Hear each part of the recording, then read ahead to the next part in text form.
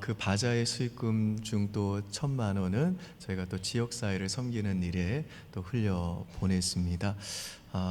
또 지난 주일날 저희가 온 가족이 함께 드리는 추수감사절 예배를 드렸는데요. 그날 또 여러분이 드리신 헌금 중 또 1,000만 원은 저희 교회가 속해 있는 하나님 나라 운동 네트워크에 있는 한 교회가 지금은 그 태권도장을 빌려서 지금 예배를 드리고 있는데요. 예배 처소를 지금 좀 정하고 또 옮기려고 하는 과정에서 재정이 많이 부족하다는 소식을 듣고 저희가 또 예배 처소를 또 구입하는 일에 조금이나마 도움이 될 수 있도록 1,000만 원을 또 지원을 했습니다. 이렇게 주님의 사랑이 흘러가는 이 일에 또 세계 선교를 위해서 우리 성도님들 또 몸으로 물질로 기도로 적극적으로 동참해 주셔서 감사한 마음을 드리고요. 우리 하나님께서 기쁨으로 받아주셨는 줄 믿습니다. 수고 많으셨습니다. 또 저희가 이제 아마 그 주보에 보셨을 텐데요. 저희 교회에서 10년 지금 사역하고 계시는 김민선 목사님께서 내년에 이제 남양주 다산 신도시에 리빙 처치라는 이름으로 교회를 개척을 시작을 하실 겁니다.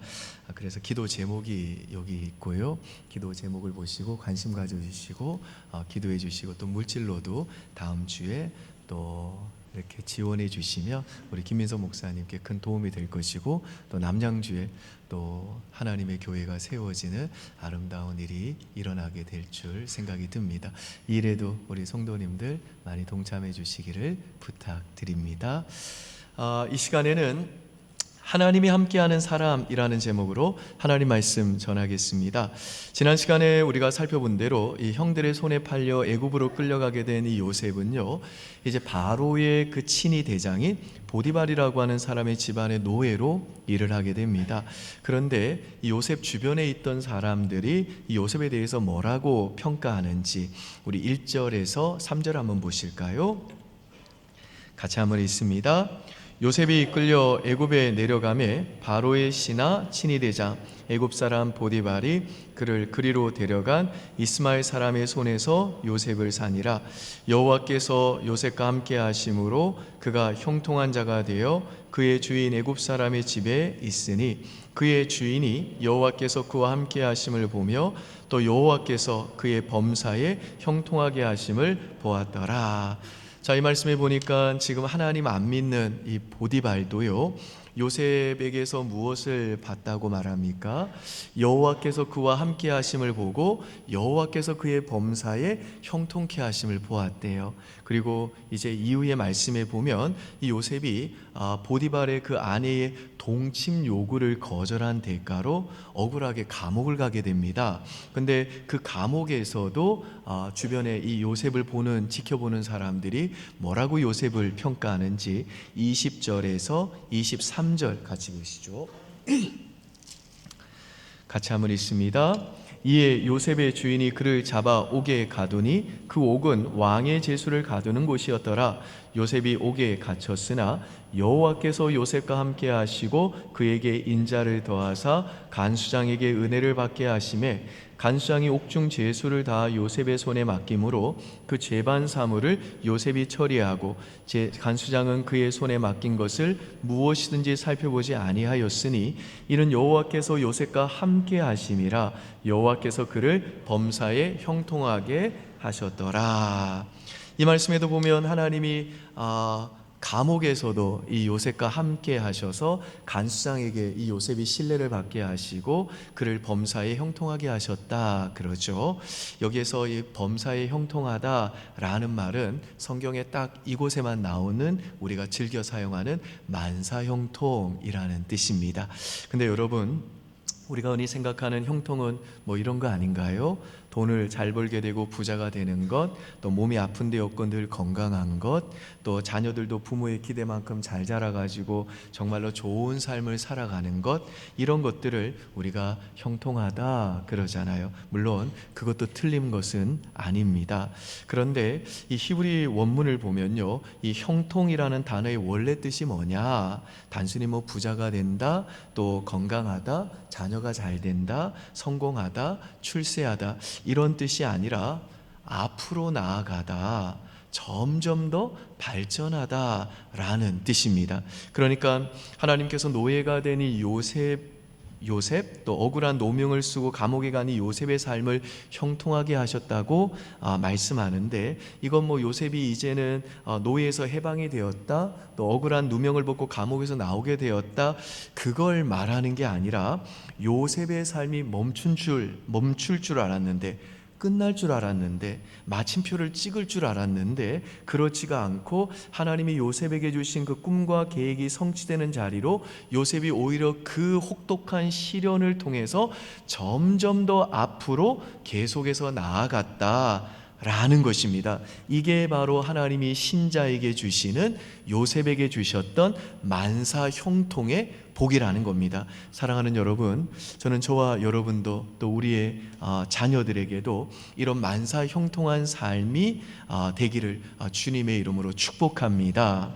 누가 봐도 소망이 보이지 않고, 내가 나를 봐도 내 인생은 이제 끝난 것 같고, 내 사업은 끝난 것 같고, 그리고 또 내 가정이 끝난 것 같은 그런 상황이라 할지라도, 남들이 볼 때는 정말 멈출 것 같아도, 끝난 것 같아도, 하나님이 주신 그 꿈과 계획이 성취되는 자리로 오히려 그 혹독한 고난을 통해 한 걸음씩 앞으로 더 나아가는 삶, 점점 더 발전하는 이 만사 형통한 삶이 되시기를 주님의 이름으로 축원합니다.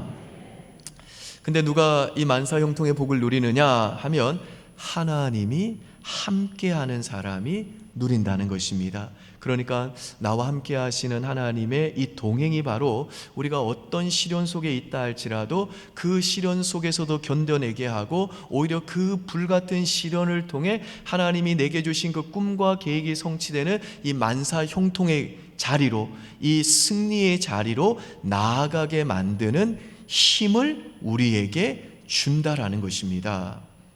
하나님이 나와 함께 하시는 이 동행이 우리 인생에 얼마나 힘이 되는지를 잘 보여주는 인물이 있는데, 그분이 누구냐? 지금 월드컵에서 이 안면 부상 때문에 마스크를 착용한 채 우리나라 대표팀을 이끌고 있는 손흥민 선수입니다.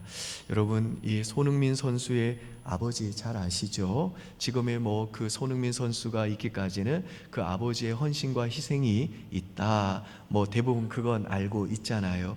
그런데 그 아버지가 축구 실력이 뛰어났느냐, 그 재정이 아주 넉넉해서 엄청난 재력가였느냐, 아버지가 또 대단한 전략이 있었냐, 그거 아니라는 거예요.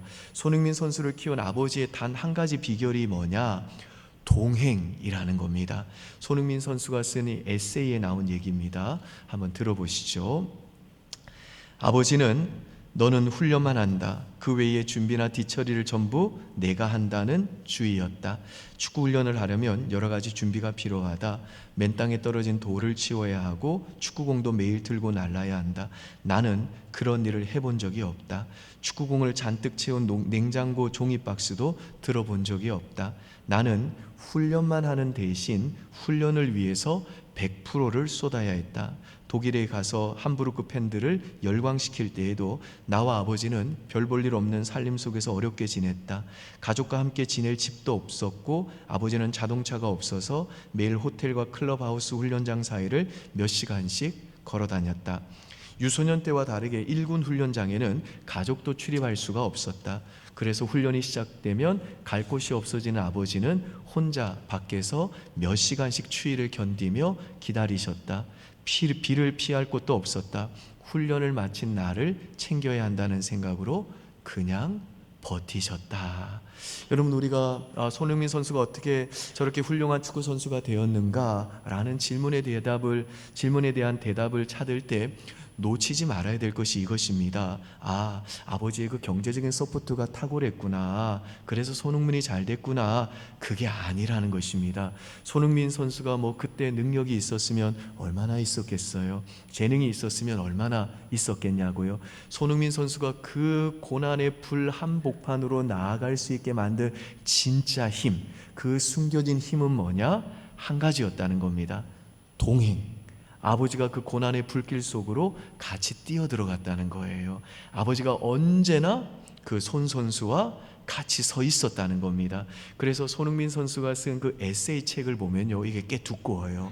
그런데 거기에 이 손흥민 선수가 내가 여기에서 성공해야 돼, 내가 정말 내 능력으로 내가 잘한다는 걸 이 세상에 보여줘야지, 악바리로 도끼로 열정으로 나의 재능으로 뭔가를 내가 이루어내는 사람이 되고야 말 거야 라는 식의 글이 안 나와요. 그런 말은 안 나오고 페이지마다 나오는 게 뭔지 아십니까? 아버지는 온통 아버지 얘기입니다. 그러니까 내가 악으로 깡으로 해서 내가 성공했다 그렇게 말하지 않고 언제나 나와 함께 해준 그 아버지의 동행이 바로 내가 그 불같은 시련 속에서도 끝까지 견디고 버티게 만들고 내가 지금 오늘날 이 자리에까지 올 수 있었던 힘이 되었다라는 것입니다. 마찬가지로 지금 요셉이 이 고난의 불길 속에서도 이렇게 그 억울한 상황 속에서도 증오로 그 사회를 저주하거나 형들을 저주하지 않고 끝까지 버티고 견디고 하나님을 경외하는 믿음 가운데 하나님이 주신 그 꿈과 계획이 성취되는 그 자리로 한 걸음씩 더 나아가게 만든 이 만사 형통의 길을 걷게 만든 힘은 뭐냐? 요셉이 스스로 내가 힘내자, 아자 내가 한번 성공해보자, 그래서 정말 이 저주받은 이 세상, 정말 나를 저주한 이 세상 내가 복수하고 우리 형들에게 복수할 거야 하면서 자기 안에서 빨래 쥐어짜듯이 힘을 짜던 게 아니라 요셉과 언제나 함께 하시는 그 하나님의 동행으로부터 힘을 얻었다라는 것입니다. 여러분, 요셉이 이 하나님의 동행을 얼마나 귀하게 여기고 얼마나 깊이 정말 침 삼킬 그 순간순간마다 의식하고 살았냐면요, 보디발 부인이 유혹하는 그 순간에도 하나님이 시퍼렇게 살아계신데, 그 시퍼렇게 살아계신 하나님이 지금 내 앞에 계신데, 나와 함께 하시는데 나는 그 하나님 앞에서 득지할 수 없다, 범죄할 수 없다 라고 하면서 그 유혹을 뿌리칠 정도로 요셉은요, 이 하나님이 나와 함께 하시는 그 동행을 귀하게 여겼을 뿐 아니라 그 하나님이 함께 하신 그 동행을 의식하며 살았다라는 것입니다. 자, 그러면 이렇게 하나님이 나와 함께 하신다는 걸 생생하게 의식하며 사는 이 사람들의 특징이 뭘까요? 두 가지 특징이 있는데요, 첫 번째 특징은 세상과 타협하지 않는다는 것입니다. 자, 좀 전에 제가 말씀드렸듯이 보디발의 아내가 약간 야시시한 옷 입고 와가지고 요셉아 너 나랑 자자, 그럼 내가 너 인생 책임져 줄게, 너는 내 권세를 등에 업는 거야, 그러니까 우리 같이 자자, 나랑 동침하자 라고 유혹할 때 요셉이 어떻게 반응했는지 우리 7절에서 9절 한번 보실까요? 39장 7절에서 9절 한 절씩 나누겠습니다. 그 후에 그의 주인의 아내가 요셉에게 눈짓하다가 동침하기를 청하니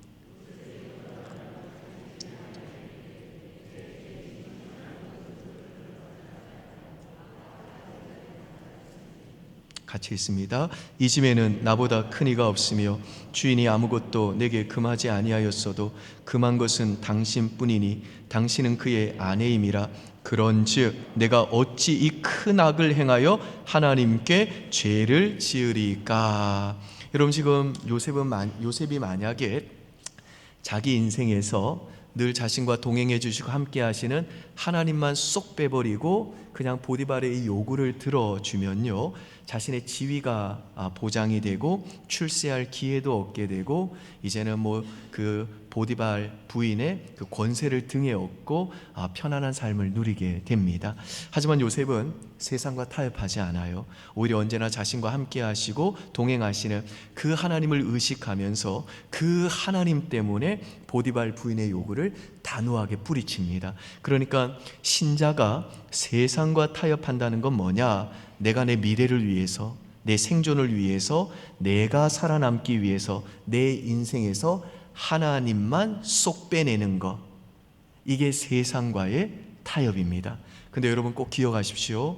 우리 인생이 망하는 이유는 뭐냐? 우리 삶에 찾아오는 불같은 고난 때문에 우리가 인생이 망하는 게 아니라 그 고난 다음에, 그 고난으로 인해 우리가 취하는 행동이 세상과 타협하게 되면 세상과의 그 타협 때문에 우리 인생에 제약이 들어와 가지고 우리 인생이 망하기 시작한다는 것입니다. 근데 제가 이렇게 말씀드리면 어떤 분은 또 그러세요. 목사님, 세상과 타협하면 망한다고 하는데 실제로 세상과 타협해 보셨냐고. 자기는 타협 많이 해봤다는 거예요. 타협하면 무슨 일이 일어나냐? 타협하면 살더라는 거예요. 타협하면 오히려 더 잘 되더라는 것입니다. 여러분 맞습니다. 세상과 타협하면요, 처음에는 혹은 몇 년 동안은요 잘 돼 보여요. 그런데 세상과 타협하면 문제가 뭐냐? 이제 내 생존을 내가 타협한 그 대상이 지고 흔들게 된다는 것입니다. 예컨대 지금 요셉이 이제 하나님만 쏙 빼고 세상과 타협해가지고 보디발 부인의 요구를 수락했다면 이제 이 보디발 부인이 그에게 하나님이 되는 거예요. 그래서 그는 하나님을 쏙 뺐기 때문에 권세도 누리게 되고 삶도 편안해지고 지위도 보장받고 출세할 기회도 얻게 될 겁니다. 근데 문제는 뭐냐? 이제는 하나님이 아니라 보디발 부인이 요셉의 하나님이 되기 때문에 요셉의 생존을 누가 지고 흔들게 되느냐? 보디발 부인이 지고 흔들게 되는 겁니다. 그래서 이제 요셉의 생존을 지고 있는 그 보디발의 변덕스러운 감정에 의해 요셉의 운명은 좌지우지 되게 되는 겁니다. 그리고 이제 요셉보다 더 잘생기고 더 매력적인 노예가 나타나가지고 보디발 부인의 그 사랑과 관심이 그 노예에게로 이제 옮겨지게 되면 요셉은요 끈떨어진 연신세가 될 것이고 보디발 부인이 무너지면 요셉의 인생도 끝나게 되는 것입니다. 마찬가지로 저와 여러분이 내 인생이 내 뜻대로 되지 않고 내 계획이 무너지고 그래서 너무 좌절하고 너무 인생이 힘들고 또 내 인생이 불같은 시련이 찾아와서 정말 앞이 막막하다고 할 때에 내 생존은 그래도 하나님께 달린 것이다 라고 하나님을 신뢰하지 못하고 내 생존을 위해서 또한 지금 현재의 위기를 내가 잠깐 극복하기 위해 또 내 미래를 위해서 내가 살기 위해서 하나님만 쏙 빼고 세상과 타협하면 어떤 일이 벌어지냐? 그 타협한 대상이 돈이 되었던 사람이 되었던 건강이 되었던 무엇이 되었든지 간에 내가 타협한 그 대상이 하나님이 되는 겁니다. 그래서 처음에는 평안해 보여요. 그런데 내가 타협한 그 대상이 내 하나님이 되어 점점 내 인생의 미래를 지고 옥죄이고 흔들기 시작한다는 겁니다. 예컨대 여러분이 회사에서 어떤 상사한테 줄을 잘 서가지고 내가 승진했다 한번 생각해 보십시오. 그런데 그 상사한테는요 내가 꼭 술을 꼭 받아 먹어야만 그 사람이 나를 인정해 주는 거예요. 그래서 타협했습니다. 그 다음에 잘 될 것 같죠? 아닙니다. 내 생존을 이제 그 상사가 지게 되고 나는 그 사람에게 이제 인정받기 위해 그 사람의 요구에 더 매이게 되고 그 사람이 무너지면 나도 같이 무너지게 되는 것입니다. 그러니까 내가 세상과 타협을 하면 그 타협한 존재에게 이제 내 생존권을 넘겨주게 되고 이제 그것이 나를 인정해 주지 않으면 내 자신도 같이 무너지게 된다라는 것입니다. 그러므로 사랑하는 우리 은평의 가족 여러분들, 여러분의 삶에 불같은 시련이 찾아올 때 또 여러분의 인생이 고되고 힘겨울수록 세상과 타협하지 마십시오. 삶이 어렵다고 여러분의 인생에서 하나님부터 쏙 빼지 마십시오. 삶이 바쁘다고 여러분의 인생에서 하나님의 임재가 있는 예배부터 쏙 빼지 마십시오. 경제적으로 어렵다고 해서 내 모든 소유의 주인은 하나님이시라는 우리의 귀한 믿음의 고백의 표현인 11조부터 쏙 빼지 마십시오. 피곤하다고 하나님의 그 임재가 있는 주의 백성의 모임을 소홀히 하지 마십시오. 정말 살기가 너무 빠듯하다고 정말 주께서 피로 사신 이 교회를 섬기라고 여러분에게 주신 직분을 소홀히 하면서 교회를 섬기는 봉사부터 쏙 빼지 마십시오. 예배와 기도와 성경 모임과 봉사를 통해 오히려 여러분이 힘들고 어려울수록 더욱더 하나님을 가까이 하십시오. 여러분의 생존을 책임질 수 있고 그 하나님께 의지했을 때에 휴증과 부장이 없는 살아계신 시퍼렇게 살아계신 여러분의 생존을 책임지시는 하나님을 더 가까이 하십시오. 주께로 가까이 주께로 가오니 나의 갈 길 다가도록 나와 동행하소서. 여러분, 제가 조금밖에 살지 않았습니다마는 제가 살아보니까요, 내가 돈을 가까이 하면요, 내가 사람을 가까이 하면요, 쾌락을 가까이 하면요, 명예를 가까이 하면요, 인기를 가까이 하면요, 거기에는 항상 부작용이 있더라고요. 오직 하나님께 가까이 할 때 거기에만 부작용이 없습니다. 저는 이 노래 가사처럼 정말 이 영적으로 혼미한 이 시대 속에서 우리들이 날마다 예배와 기도와 말씀을 통해 또 주를 섬기는 이 헌신을 통해서 하나님을 날마다 더 가까이 하고 더 가까이 하는 것이 바로 이 혼미한 시대 속에서도 저와 여러분이 하나님의 백성의 정체성을 지키는 길이고, 그게 바로 저와 여러분이 살 길인 줄 믿습니다. 아멘이시죠, 여러분? 아멘. 자, 두 번째로 하나님이 나와 함께 하신다는 걸 의식하며 사는 사람의 특징은 뭐냐? 내게 찾아온 불같은 시련을 연단으로 받아들인다는 겁니다. 제가 지난주에도 인용했던 말씀인데요, 시편 105편 17절로 19절 한번 다시 보실까요? 시작.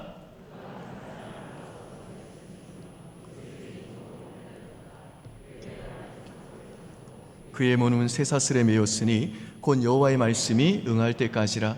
그의 말씀이 그를 단련하였도다. 여기 나오는 단련한다라는 말이 연단이라는 말입니다. 그러니까 지금 요셉이 오늘 본문에서 경험하는 이 불같은 시련을 성경은 뭐라고 말하느냐? 요셉이 당한 이 억울한 일을 성경은 뭐라고 말하느냐?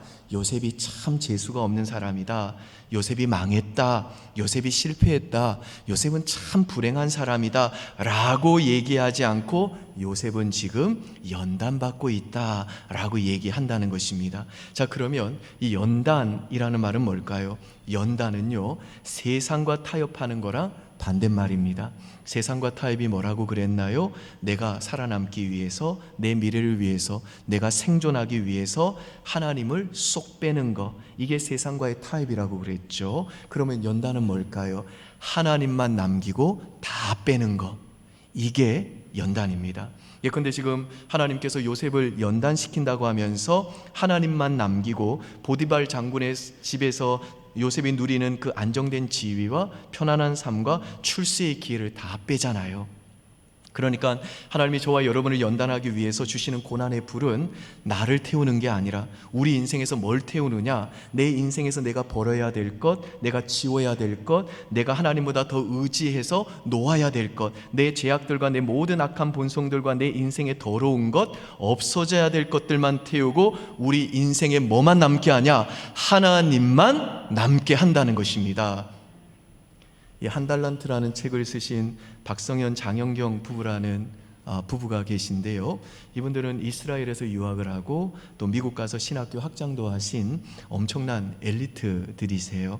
미국에서는요, 이런 엘리트들은 미국에 남게 하기 위해서 영주권을 지급을 합니다. 그런데 이 부부의 경우에는 커리어를 보니까 영주권 받기 충분한 거예요. 그래서 우리가 미국에서 정착해서 살자 하고 영주권을 신청했는데 이 두 분이 거절을 당해서 추방당할 위험에 처한 겁니다. 아니, 내 커리어를 왜 인정을 안 해주는 거야? 그래서 탄원서를 썼는데 이 문제를 어떻게 해결해야 될까? 그래서 갑자기 생각난 의원이 있었는데요. 옛날에 그 케네디 대통령의 형제였던 의원이 있는 거예요. 그 사람한테 편지를 보내면서 이분들이 머리를 쓰기 시작한 거예요.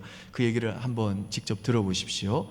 탄원서를 작성하여 매사추세츠 상원 의원인 에드워드 케네디에게로 보내기로 했다. 상황이 그렇다 보니 내게는 내심 에드워드 케네디를 하나님보다 더 의지하는 마음이 생겼다. 그는 케네디 전 대통령의 형제고 그 당시 정치적 영향이 꽤 크기도 했으며 수많은 이민자의 체류 신분을 해결해준 상원 의원이었기 때문이다. 자, 여기까지는 뭐 그런가 보다 그럴 수 있잖아요. 근데 계속 들어보십시오. 기가 막힙니다. 탄원서를 가지고 사무실에 도착하니 에드워드 케네디가 바로 전날 병원에 입원해서 탄원서를 검토하기 어려우니 병원에서 나오는 대로 검토하겠다는 약속을 받고 집으로 돌아갔다. 그런데 며칠 후 케네디 상원 의원이 갑자기 뇌암에 걸려서 모든 공직을 내려놓는다는 뉴스를 접했다. 정말 기가 막혔다. 한 달 후에는 신문 일면을 에드워드 케네디의 부고 소식이 장식하였다. 끈 떨어진 연처럼 나의 실망이 더욱 커졌다.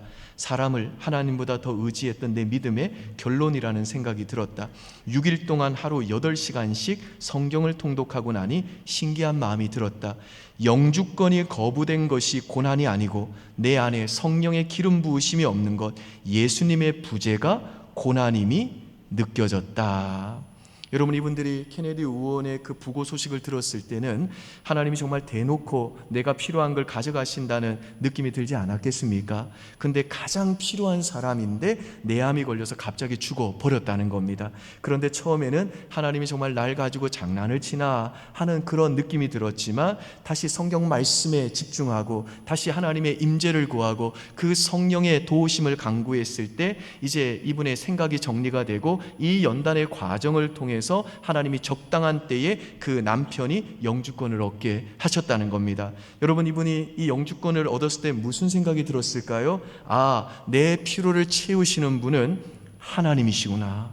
나는 하나님이 주시는 것이 없어도 하나님만 있으면 살 수 있겠구나. 내 생존은 내 상황이나 환경이나 사람이 아니라 하나님께 달려있는 거구나 라는 그 견고한 믿음이 생기지 않았겠습니까? 그래서 여러분, 저와 여러분의 삶의 어느 시기에는요, 저와 여러분이 정말 하나님의 구원받은 백성들이라면 하나님이 공급하시고 하나님이 주신 것들을 누리면서 살게 하실 때도 있습니다. 하나님이 자녀도 주시고요, 하나님이 돈도 주시고요, 또한 하나님이 건강도 주십니다. 그런데 우리 인생의 어느 순간에는요, 우리가 정말로 구원받고 천성을 향해 가는 하나님의 사랑받는 자녀라고 한다면, 우리 인생을 지고 계신 하나님이라면요, 하나님은요 반드시 우리들의 인생의 고난의 불을 주셔가지고 우리들이 이 연단의 과정을 통과하게 하십니다. 물론 하나님이 언제나 우리들에게 이 연단의 과정을 허락하시는 건 아닙니다. 하나님이 주신 것들을 풍성하게 평안하게 누리게 하실 때도 있습니다. 그런데 연단은 뭐냐? 하나님이 원래 주셔야 되는 것인데 그것을 거두어 가시고 뭐만 남게 하느냐? 하나님만 남게 하는 것, 이것이 바로 구원받은 하나님의 백성들이라면 반드시 거쳐야 되는 연단의 과정이라는 것입니다. 그래서 이 연단의 과정을 통해 신자는 뭘 배우느냐? 하나님만 계셔도 나는 충분히 살아남을 수 있군요.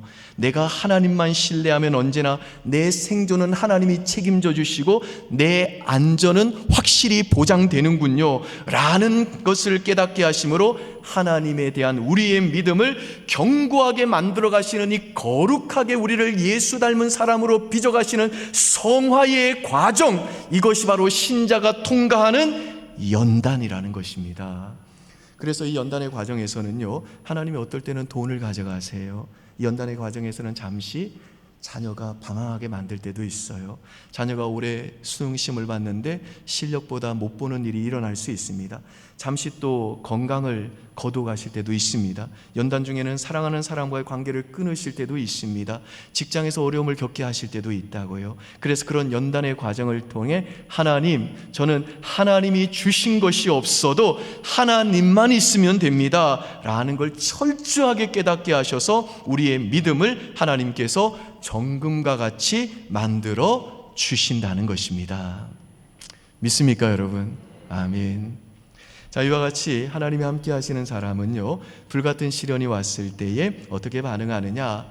하나님이 나와 함께 하시고 동행하신다는 것을 생생하게 의식하기 때문에 세상과 타협하지 않고요, 그 불같은 시련을 불행이나 혹은 또 나를 죽이는 하나님의 형벌로 여기지 않고 하나님이 사랑하시는 그 자녀에게 주시는 연단으로 받아들입니다. 근데 제가 이렇게 설교를 하면 어떤 분은 또 그러세요. 목사님, 제 인생이 아무리 힘들어도 제가 요셉처럼 세상과 타협하지 않고 내게 다가오는 그 고난을 하나님이 주시는 연단으로 잘 받아들이고 잘 견디면 하나님이 나에게 만사형통의 복을 주신다는 게 오늘 목사님의 설교의 핵심 같은데요. 근데 목사님, 세상에 나가서 실제로 한번 살아보십시오. 요즘 사는 게 얼마나 살기 어려운지 아십니까? 힘든지 아십니까? 정말 삶은 요즘에는 전쟁터입니다. 그래서 아무리 힘들어도 요셉처럼 내가 세상과 타협 안 하면 하나님이 나를 만사형통의 길로 인도하실 거다라는 말씀이 저한테는 전혀 안 들립니다. 그거는 현실을 무시하는 말씀인 것 같습니다. 너무 이상적인 말씀 같아요 라고 말씀하는 분들이 계십니다. 근데 여러분, 오늘 제 설교를 여러분이 만약에 그렇게 들으셨다면 그건 오해입니다. 오늘 성경은 그걸 말하고 있는 게 아니에요. 오늘 본문을 그렇게 이해하면 여러분은 성경 전체를 잘못 이해한 거고 아직 복음을 모르시는 분들입니다. 그러니까 오늘 성경은 당신도 요셉처럼 살아보세요. 그러면 하나님이 복을 주실 겁니다. 만사형통의 길로 가게 하실 겁니다. 그러니 힘들어도 요셉처럼 순종하세요 라고 가르치는 게 아니라는 겁니다. 그게 아니라 오늘 이 성경의 가르침은 뭐냐? 당신의 삶에 하나님이 함께 하시는 그 동행의 복이 당신의 자격과 상관없이 언제나 막히지 않고 흘러서 당신이 반드시 하나님이 주시는 만사형통의 길을 걸어가시도록 하기 위해 당신을 위해 요셉처럼 살았던 한 사람이 있다라는 겁니다. 그 사람이 누구냐? 예수님이라는 거예요. 사실 저와 여러분은 요셉처럼 살지 않았습니다. 그래서 우리는요, 하나님이 나와 함께 하시는 이 동행의 복과 나에게 주시는 이 만사형통의 복을 받을 자격이 없는 자입니다. 그러나 저와 여러분이 믿는 복음은 뭐냐? 하나님이 요셉에게 주신 하나님께서 함께 하시는 동행의 복과 어떤 고난에도 불구하고 만사형통의 길을 걷게 하는 이 복을 우리에게 주시기 위해 예수님께서 세상과 타협한 우리의 죄를 대신 짊어지시고 우리 대신 심판당하셨을 뿐 아니라 예수님은 내가 통과했어야 될 그 연단의 모든 과정에서 생존을 위해 세상과 타협한 것이 아니라 오직 하나님만 신뢰하는 그 삶을 날 대신해서 완벽하게 살아내셨다라는 겁니다. 그래서 오늘 내가 비록 세상과 타협해서 내 인생에 제약이 들어와서 내 인생이 무너져 있고 실패하고 또한 그렇게 좌절해 있다 할지라도 예수 믿는 우리는요, 예수님의 그 공로 때문에 그래도 내 삶에는 여전히 하나님이 나와 함께 하시고 나와 동행하시며 나에게 이 만사형통의 길을 걷게 하는 이 복을 중단 없이 계속해서 흘러 주실 줄 믿고 다시 일어나 이제는 더 이상 세상과 타협하면서 내 생존을 찾는 것이 아니라 지금 내게 주어진 이 불같은 고난은 내가 하나님만 바라보게 하시는 연단의 과정이요, 하나님의 사랑에 의해 계획된 길이라는 이 확신을 가지고 그 인생의 불같은 고난 속에서도 오직 하나님만 의지하면서 결국에는 하나님이 내게 주신 그 꿈과 계획이 내 삶에 성취되는 그 만사형통의 길, 그 승리의 자리로 나아가게 된다라는 것입니다. 믿습니까, 여러분? 아멘. 바라기는 이 믿음 가지고 이번 한 주도 나와 언제나 함께 하시는 이 하나님과 동행하며 이 만사형통의 길을 걸어가는 저와 여러분 될 수 있기를 주의 이름으로 축원드립니다. 축원합니다. 아멘. 기도하겠습니다. 하나님 아버지 고맙습니다. 요셉의 생애를 볼 때마다 우리는 요셉이 받았던 그 하나님이 함께 하시는 복과 만사 형통의 복을 사모하긴 하지만 내가 요셉처럼 살지 못했다는 자책이 앞서는 것을 고백합니다. 그러나 오늘 이 말씀을 통해 하나님께서 주시는 메시지는 요셉에게 주셨던 이 복을 우리에게 주시고자 예수님께서 세상과 타협한 우리의 죄를 짊어지시고 내가 걸어가야 될 그 하나님만 신뢰하는 그 완벽한 삶을 살아내셨기에 내 인생에는 하나님의 이 함께하심과 만사 형통의 길은 이 복이 끊이지 않고 부어진다는 복된 말씀을 다시 한번 확인하게 하심을 고맙습니다. 사랑하는 우리 성도들이 이 복음을 다시 한번 마음에 깊이 새기면서 나의 자격을 주장할 것이 아니라 나를 위해 행하신 예수 그리스도의 공로를 의지하고 그렇게 하나님 앞에 이 만사 형통의 복과 또한 함께 하심 이 동행의 복을 기대하며 세상과 타협하지 않고 오직 하나님만 바라보며 그 하나님이 주시는 연단의 그 불길도 하나님과 동행하며 걸어갈 수 있도록 은혜 내려 주시옵소서. 그래서 세상 사람들이 우리 성도들을 볼 때마다